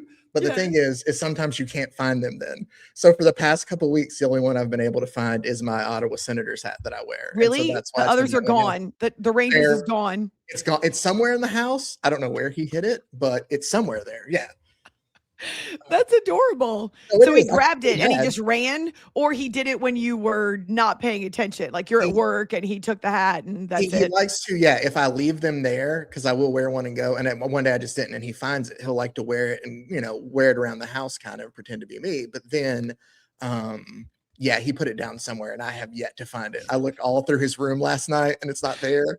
I'm sure I'll find it like somewhere random in the laundry room or something like that eventually. Oh, so cute. So cute. Okay, so Ask Amy Anything, week 2. And there's questions all over. So maybe at some point we'll streamline the process. But I know producer Zach and I have kind of collected a few. I think mostly producer Zach has got them. I've got a couple if you don't see them, but I know there's some on the YouTube stream. We've got some from social. So where would you like to begin, Zach? Let me start with, if that's okay. You sent me the ones from social, but I do have the ones that I've been watching from our YouTube stream that I'm going to throw up there first, and I can also throw those up on the page for you. But the first one we had was thoughts on flag football in the Olympics. Will players have it in the back of their minds this season, or is it an afterthought? Oh, no, I think that there are a bunch of NFL players who desperately want to be involved in flag football in the Olympics. Now, is it what they're thinking about when they're on the field? Probably not. But there are a lot of different guys who've already thrown their hat in the ring, even Tom Brady, because to have the opportunity to represent the red, white, and blue and to do it in a sport where you don't have to learn entirely new skills, though, flag football, high schoolers, college who play flag football, they'll tell you the skill set is not quite the same, obviously. And there are some very successful pro leagues. So we already have a USA flag football team. The NFL sponsors a flag football league. So it's pretty stiff competition, but there are a few NFL players that will be involved. So they've already kind of set the pool and set the roster, at least for the qualifying to get into the Olympics. And even as they ramp it up, I think the more attention it gets in the Olympics, the more fans are into it. I think the more that NFL players will want to be involved. But since it's relatively new, not the game itself, but this opportunity for NFL players and pro players to get involved, I don't know that it becomes a major distraction or, hey, we're thinking about it. But yeah, there's a bunch of high profile current and former players who've already indicated we want to be part of this. And think about, too, what they've done with the Pro Bowl. It's now the Pro Bowl games. Was it maybe 3-4 years ago that they changed it to a flag football event? And the amount of attention that it got initially was kind of fun, but now considering that it's an Olympic sport, yeah, I think when there's this opportunity for them to showcase their skills, they want to do it. I don't remember exactly how many, but there are only so many spots on the team, the US team, that can go to pro players. But if you think about it, Major League Baseball players, NHL players being involved in the Olympics really raises the profile, whether it's, an international competition like the Four Nations. Remember that tournament, the Four Nations tournament that really got fans excited and then led to Gary Bettman, the commissioner of the NHL, opening up the door for pro players to go back to the Olympics.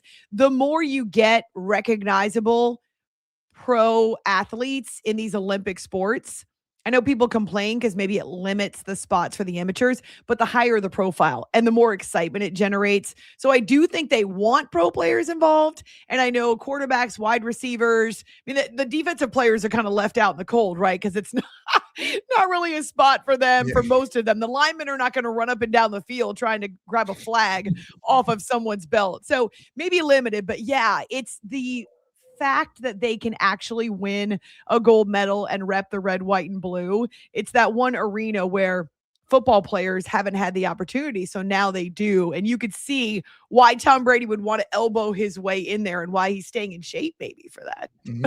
I looked it up just to see the bylaws that I couldn't find like a set number of total NFL players. I do know that it's one player per team that they put the cap on, at least, and what I'm reading here. And also when you brought it up, I guess I need to watch a little bit more. It made me think of like 7-on-7 that you would play back in high school, where they would keep one lineman just so he would sit there and just snap the ball and then just stand there while everybody else did everything. We did get another comment here in our YouTube stream that I think you've actually been bringing up some, so I'm glad we finally got it. Amy, what is that silver statue on your top shelf? Oh, yay. Oh my gosh. So this was a really neat moment in my career. It's a Gracie Award. And it's an award for, here, I'll go get it. Hold on. I think I can do this without ruining everything. Hold on.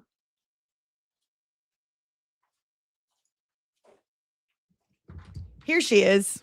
Right now I got to put my headphones back in.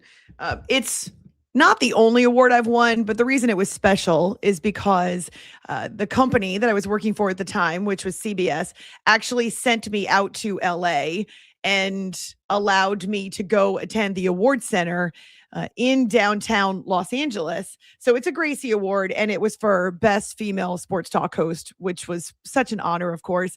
I was presented by a couple of hosts who were at ESPN Radio, so kind of funny because they called me the GOAT. Anyway, here's the neat thing about it. It's not just the fact that I got to take my niece. So at the time I was still single. So it was my older niece, Deanna, who met me there, and we dressed up and we walked the red carpet and we took photos. And I'd shared those at the time, but also amazing at the table right behind us. So we were one of the front tables, and I met some really neat people from CBS. I was at a CBS table, but back to back, right behind me, Pat Riley and Linda Carter, the original Wonder Woman. Now, I grew up, when I was a kid, so I remember being 6 years old, maybe 7 years old, and I had Wonder Woman underoos. And so, remember underoos? They were decorated like your favorite superhero, because you had G.I. Joe ones. Yeah, I had G.I. Joe and Spider-Man ones, Yeah, so I had underoos, and I guess I thought that it was appropriate at 6 or 7 years old to come out of my room into, I think we had company, a family dinner, not a family dinner, sorry. We had people from outside the family who were there having dinner with us, and I got in so much trouble for coming out of my bedroom in my Wonder Woman underoos. And so here is Linda Carter, who was my favorite superhero when I was growing up.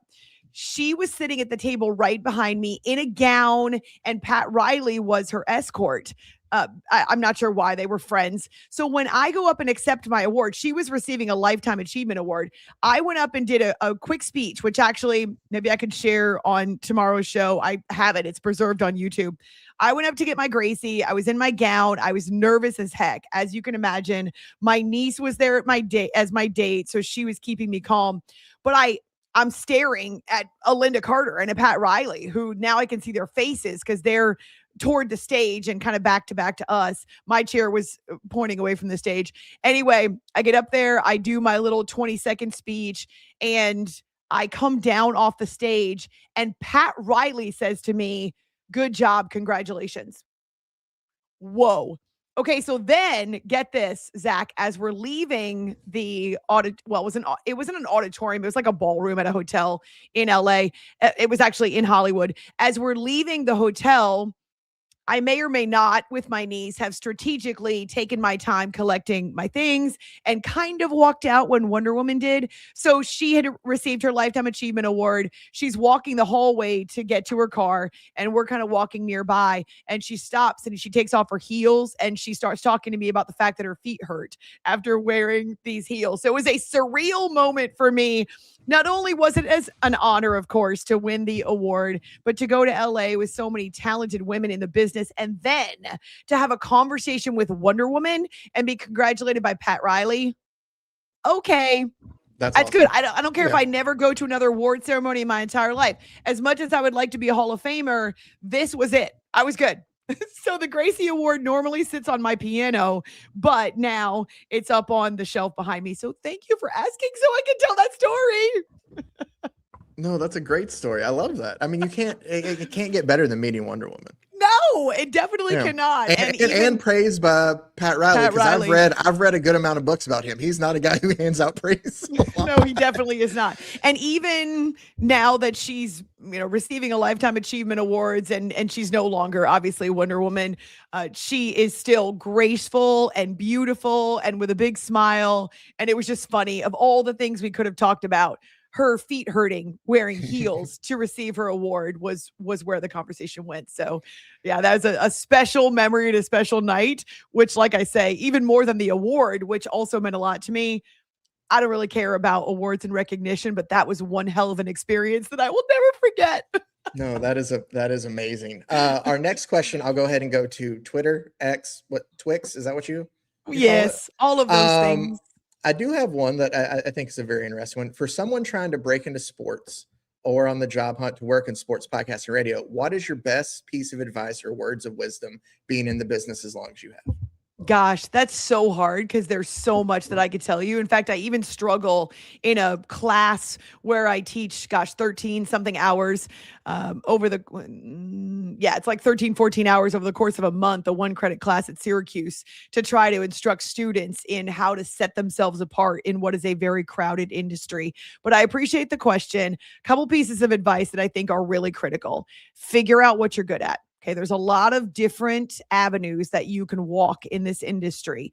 Figure out what you're good at and also what you're passionate about, because through the long hours, the low pay, the days and nights when you might labor without breaking into the space where you want, or you haven't quite figured it out, or maybe you don't have a job, or in my case, I've been fired 3 times and I've been dropped from rotations, right? So my advice is, if you figure out what you're most passionate about and you pursue that, you won't feel like it's not worth it or you're spinning your wheels, because that passion will carry you even when you don't see the rewards or the benefits, or it doesn't happen as quickly as you want. So figure out what you're good at. And sometimes that means trying a lot of different areas of the industry. So sales, I'm not good at sales. I don't take rejection well. So I'm not even good at asking people, right? So that's why we have a terrific sales manager, Stephanie, who says that's her job at Rogue Media Network. So yeah, eliminate those areas of the business where you're not so comfortable and you don't think it's for you. Production, sales, whatever it is. Figure out where your skill set and your passion meet and pursue that avenue. Because again, the passion will carry you even when you don't feel like it's working, or you feel like you're laboring in many cases without seeing the benefits of that. So that's one thing. The second thing I would say too, and this is something that I think I'm inherent. It's just me. I'm extremely determined and committed, and I'm generally going to outdistance the field just because I refuse to give up, right? So I just keep going even when it's bleak or it doesn't feel like it's working out. And so I try to tell my students, in order to stand out, you got to make sure that you give it time, right? You got to be willing to follow the process all the way through, not to invoke the Sixers and Joel Embiid, who are still trying to see the end result of the process. But it's an investment and it's going to take some time. And so, yeah, you want to be confident in yourself. And yes, you want to continue to network. The vast majority of the responses you'll get in this business are rejections and are no's, but all you need is one. You don't need 7 companies to hire you. You just need 1 foot in the door. So keep at it, stay determined. That's so important. And also, and I say this to younger people, I didn't used to give this advice, but I'll give it as a bonus. Be careful what you put on the internet, because when you do, it never goes away. The internet is eternal, and you don't want to put something out there for clicks and likes, for the idea of going viral and, hey, I'll get the attention, but then realize that once it's out there, you can't take it back. So tread lightly with the internet, because clicks and likes aren't the same thing as having a job that gives you value or allows you to use your skill set in a way that you can actually build something in your career. I think those are all great pieces of advice. I agree with you on that. I mean, not that yeah. Another one though from Twitter, and I'm going to kind of put it together because I can't. Wow, I'm blanking. It for sure is a hump day for me. When you were on your honeymoon, who made it to the top of Cocoa Crater first? I guess, did y'all go hiking up there? You and your husband? We did. Gosh, I wish. So there's photos in my blog. If you ever want to see some of my latest hiking escapades, I actually did a blog in honor of America's 250th birthday through the eyes of a hiker's lens, because it's a recent passion of mine, maybe the last 10 years or so, that I've really gotten into hiking. And now my husband and I share it. And so we hiked Mount Washington, the largest mountain east of the Mississippi, and also in my favorite state of New Hampshire, my home state. We did that before we left the Northeast. Since then, we've had the chance to hike up to above 12,000 feet in Colorado.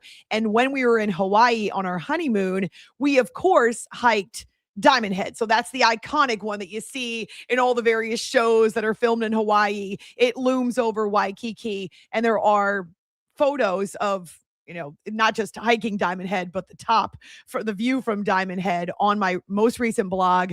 Actually, if you want to throw it up or not now. Don't worry about it now. We'll do it maybe tomorrow or something. But it's amylawrencepxp.com, and it's also on my social media. Anyway, there's some great photos. Well, this lesser known hike, really only known to locals in Hawaii, was suggested by our Uber driver, who we had for 2 days. We were only in Honolulu and Waikiki area for about 48 hours. We wanted to go to Pearl Harbor. We wanted to hike Diamond Head, which we did. And so we ended up getting connected with this Uber driver who said to us, let me take you around for the next 48 hours. So she did. And she suggested local places to eat, as well as this crater called Coco Head.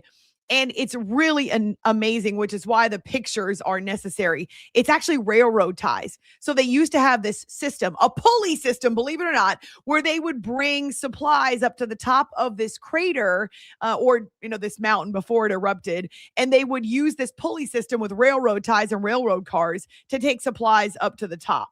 I don't know if it was a fort up there or some type of establishment up there where they need to get supplies. So they have these old railroad ties, and they're not set up so that there's steps that you can easily climb. No, there's over 1,000 of them, and they go straight up. And I mean straight up. Actually, producer Zach, if you want to Google Coco Head, or if you want to grab the picture that's on my blog, whichever, just to kind of give people an idea as I'm describing it. So there are railroad ties, and it's not a gradual slope. I mean, you're climbing 1,000 of these. They're unevenly spaced apart, and you're going friggin' straight up. It's crazy. And so we started climbing these railroad ties, and the locals, they use it for exercise. They're coming back down. And this one older lady said to us, don't rush. The mountain's not going anywhere. It's going to be there. So you had to stop, and you had to take breaks and kind of gulp in air. And so to answer the question about who got to the top first, I generally am the one who's in front when my husband and I hike, not because I'm faster or in better shape or anything like that, just because I am a better leader when it comes to hiking. I sometimes have these bursts of energy, but also I like to be able to see. And so I was probably in front. And also, here's the thing. My husband is afraid of heights, and yet still breathtaking heights and views. And he did it anyway, even though heights is a fear of his. He conquered that. So that's why another reason why generally I'm in front. Oh my gosh, that's it right there. Coco Head Crater at the top. So yeah, it may look like it's a gradual ascension. It's not. But then boom, straight up in the air. And the last few railroad ties at the top, you actually have nothing underneath you. And so it can be a little bit scary. Don't look down. And you're going all the way up to the top where that tower is, believe it or not. And so you're looking straight up. I seriously go check out my blog because it's pretty phenomenal, but it's scary if you turn around and look back, but the views are worth it. And so I would say me, though my husband and I, we pace ourselves when we hike it together, but that was a great revelation, being in Honolulu, being, for just the 48 hours on Oahu, because then we spent the rest of our honeymoon on the Big Island. So it's kind of funny because this particular listener and now viewer, Rob is his name, I'm pretty sure, he had sent me a couple of photos. Hey, the next time you're in Hawaii, or if you go to Hawaii, make sure you hike Coco Head Crater. And I actually wrote back and said, oh, we did that. So I'm so glad we didn't miss that when we were in Hawaii, because it'd be a long way to go just to hike these 1,000 railroad ties. But whoa, quite the experience. No, that looked incredibly steep. So I get it. But also, it does look like it would be gorgeous, obviously, when you get up there and kind of see the view from down below. But yes. No, it looks straight up, like you said. Yeah. AmyLawrencePXP.com. That's my blog. And it's the most recent blog post because it was in honor of the 250th. And I did share my favorite hiking photos. So Mount Washington, some from Colorado, which was our most recent hike above 12,000 feet. And then even in Hawaii, we went up to the top of Mauna Kea, which is a dormant volcano, but it's up to 12,000 feet as well. We just didn't hike it. And Coco Head and also Diamond Head are on there too. So I'll share it today, but yeah, it's awesome. That's awesome. I do have one last one if you want to get to it that I feel is pretty easy here in our YouTube stream. Easy. I like that. Okay. Do you miss overnight? I want to be as diplomatic and kind as possible because people keep asking me, will you return to the overnight? No, I don't miss it. It's not like I just did it for a few years. I did late nights and overnights. I am a night owl, but I did late nights and overnights for almost 20 years between ESPN Radio and CBS Sports Radio.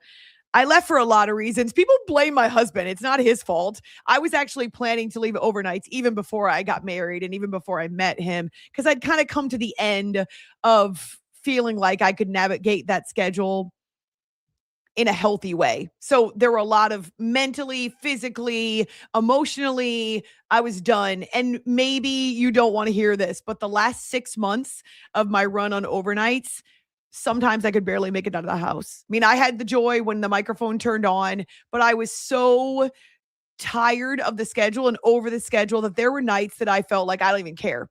And it was starting to affect how I watch sports and how I process sports, because it became so difficult to get into New York City in the middle of the night and do those hours. Again, it was starting to weigh on me in a lot of different arenas and areas of my life, that it started to affect how I approached what I was doing and how I approached my job. My passion was waning I was burnt out on sports and on the schedule, and I needed to get away from that because it was going to take away from my passion even more so.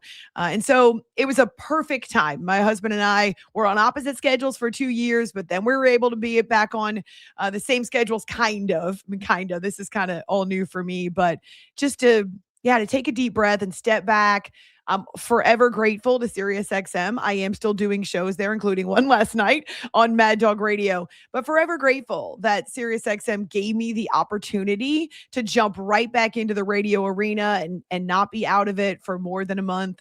But yeah, it was a chance to hit the reset button, and I feel better in a zillion ways. I do not miss working overnight. I love what we built on CBS Sports Radio and later Infinity Sports Network. It was the best career move I ever made, but I do not miss the hours, and I do not miss the commute into New York City. Not even a little bit. All right. Cool questions. Good stuff. We'll continue to do this and build Ask Amy Anything back up. And Zach doing a great job looking for the questions. Also, I appreciate that you all are finding us in a lot of different ways, whether it's podcasts, whether it's on YouTube, our different social media sites. We're trying to retrain you so you know where to find us. But thank you again for the questions. Ask Amy Anything every week on the Hump Day here on All In with Amy Lawrence, YouTube and Rogue Media Network.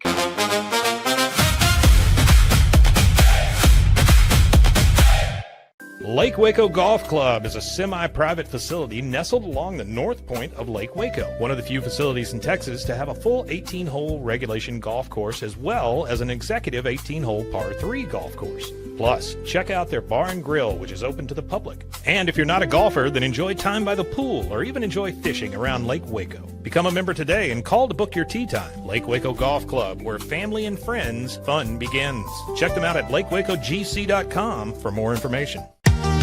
Summer isn't over yet. Make every last splash count at Waco Surf. Catch perfect waves, float the lazy river, or relax on the beach while the kids make unforgettable memories. Stay in their hotel or private cabins, or hook up with your RV. Located just 90 miles from Dallas and Austin, set on 450 acres in the heart of Texas, Waco Surf is unlike any other water park around. Before school starts, give your family one more epic adventure. WacoSurf.com. Book your stay today and catch a wave. It's the premier charity event of the year, the 2026 Central Texas Cattle Barons Ball, presented by Ascension Provident. A fun evening filled with great food and drink, dancing, a spectacular auction, and more. This year's theme is Nashville Nights, Neon Lights, and Bullfights. Get your tickets now, donate, or be a sponsor. Help support the American Cancer Society to find a cure. The 2026 Central Texas Cattle Barons Ball, October 24th at MCC Highlander Ranch. For more information, go to centraltexascattlebaronsball.org.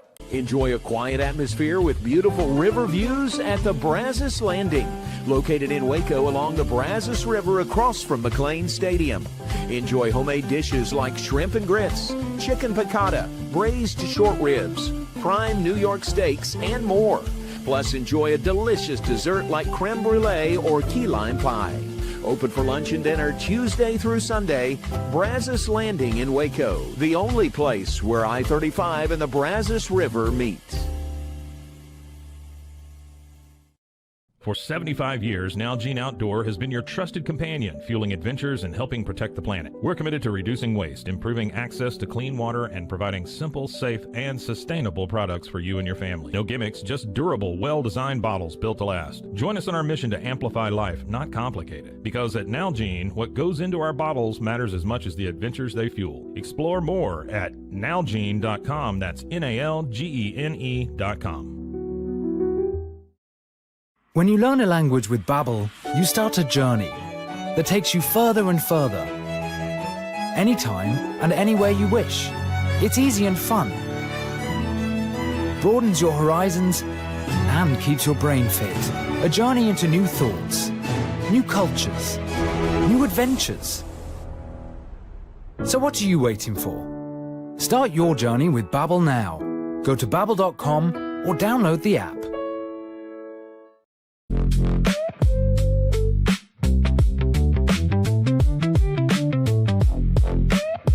I managed to safely put the Gracie back on the shelf. She's up there along with my photo array of Penny. That was actually a gift from a friend of mine who's also a dog lover. And then some other treasures up there too. That was kind of fun. I am excited to answer questions about what's on the shelf behind me, only because I want it to be kind of a mystery as you figure it out and ask me. Because every single piece of memorabilia, every single photo, every book, everything's got a story, and it's all a part of my story. So that's pretty sweet. Thank you for asking about that. And even now, as we finished up Ask Amy Anything, but I'm looking over at the comments on our YouTube stream, I want to make sure that I mention some of you who are tuning in from different places across North America. So Craig says, love seeing you back. We recently lost a lot of sport talk radio in Canada, so this is great.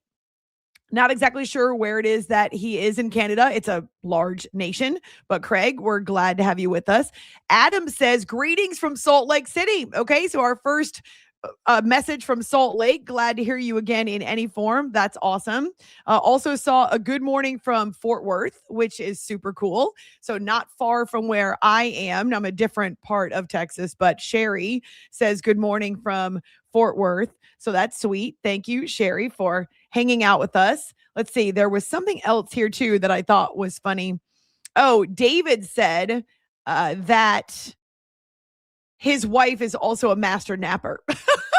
My wife, Mary, is an excellent napper. Yes, so we've got that in common. I think you kind of have to be when you work odd hours. And with football coming, I suspect that there will be some more naps incorporated into the routine. But I thank you so much for the fact that you are engaging with us even as we're live. You obviously don't have to. You can find the YouTube show on demand or the podcast on your favorite platform. You can do it whenever it fits your schedule. But the fact that we do have some of you who are hanging out with us live, and I think I deserve some credit. If you're watching, you know you are the witnesses to the fact that I was able to get up, walk over to the shelf, come back with the Gracie, and not dislodge the camera from its holder and knock it over like I did going back 2 weeks ago. So producer Zach, I feel like I have evolved and learned, at least in some respect, my tether, so to speak, where and how I can move and to not touch the camera, just leave the camera. But I actually managed to get up. I've been afraid to get up at any point during the show over the first 8 days because I was worried that I would knock something over, but I did it. And the Gracie is safely back on the shelf. So I'm kind of proud of myself. Lots of other questions that are coming in too. So I think that we can manage to restore Ask Amy Anything for another week. Just kidding. It's not a week by week basis. It definitely is something that we're going to bring back and we're going to keep to stay because you all supported it for so many years, for 11 years actually on my old show. Oh, producer Zach, Troy wants to know, can we get a boom? Oh, well, maybe you should stick around till the show is done and find out for yourself. The breaking news, by the way, on this Wednesday is that the Lakers are selling again in 9 months. So this is a surprise. Apparently, the deal came together pretty quickly. 2 American businessmen are becoming the owners, the majority owners of the Lakers.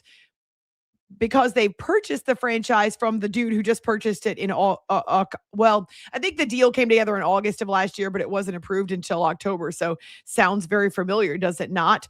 Josh Kushner, who is an LA-based businessman, a billionaire. He was in his mid-30s. I think he's in his 40s now. Married to supermodel Carly Kloss. They've got a family together, and he is an investment capital guy and has made a lot of money doing it. So it's Josh Kushner, who, yes, is the younger brother of Jared Kushner, who's married to Ivanka Trump, who is part of the Trump family, but they're on opposite sides. And from what I read, now I don't know if this is accurate, their politics are also opposite ends of the spectrum. He and Bob Iger, who is the former Disney CEO, have now together made a bid that was accepted to purchase the Lakers from the guy who owned them for all of 9 months. He's also the majority owner of the Dodgers, and according to reports, is under investigation for alleged tax fraud. So there's a kind of a tangled web. I wonder what LeBron knew. I wonder what Jeannie Buss how she will be involved and what her role will be moving forward if that's done, or if this deal to have her stay in the front office for a certain number of years is still in place. So kind of crazy, that breaking news. But here's the deal. $12.5 billion. Can't even fathom. $12.5 billion, which means now that the Lakers are, and not a surprise, the most valuable NBA franchise, but also, according to Sportico, number 3 among all U.S. sports franchises. Cowboys, over 15 billion, Rams close to 13 billion, and now the Lakers in a surprise deal, $2.5 billion in revenue. The increase in 9 months, $2.5 billion in valuation, selling 9 months later. They sold for 10 billion last year, now 12.5 billion. That's the sports world for you. All right, good stuff. Glad to connect with you on this Wednesday hump day. I love your questions. I love hearing from you during the stream. I love the traffic on our YouTube channel. We're over the hump, heading downhill toward the weekend. Thanks for hanging out with us. Thanks to Waco Surf for partnering with us here on All In with Amy Lawrence. Boom!